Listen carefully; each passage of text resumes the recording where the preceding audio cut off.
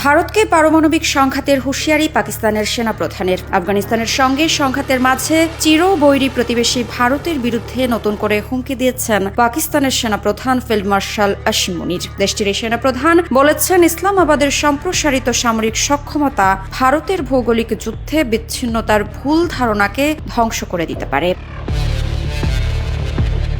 পাকিস্তানের অ্যাবোটাবাদের কাকুলে পাকিস্তান মিলিটারি একাডেমিতে দেওয়া ভাষণে আসিম মুনির বলেছেন, পারমাণবিক পরিবেশের আবহে যুদ্ধের কোনো স্থান নেই। এরপরই ভারতকে সতর্ক করে তিনি বলেন, একটি ছোট উস্কানিও পাকিস্তানের পক্ষ থেকে নিশ্চিত সীমার বাইরে প্রতিক্রিয়া ডেকে আনতে পারে।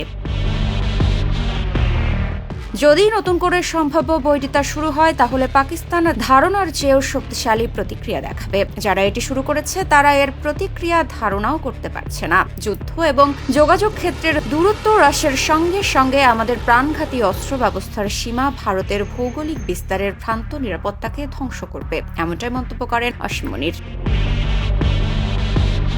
পাকিস্তানের এই সেনাপ্রধান সতর্ক করে দিয়ে বলেন, পরবর্তী উত্তেজনা বৃদ্ধির দায় যা শেষ পর্যন্ত পুরো অঞ্চল ও তার বাইরেও ধ্বংসাত্মক পরিণতি বয়ে আনতে পারে, সম্পূর্ণভাবে ভারতের উপরই বর্তাবে।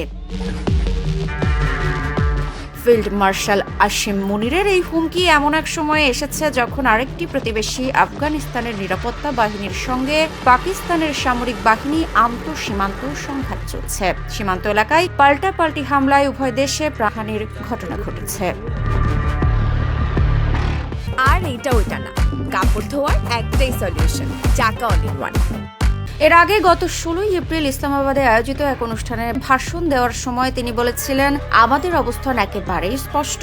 কাশ্মীর আমাদের জঙ্গুর আল শিরা, এটি আমাদের জঙ্গুর আল শিরাই থাকবে। আমরা এটি ভুলব না। আমরা আমাদের কাশ্মীরি ভাইদের বীরত্বপূর্ণ সংগ্রামে কখনো একা ছেড়ে দেব না। মৃত্তিকা সিনহা বিশ্বাস, নিউজ 24।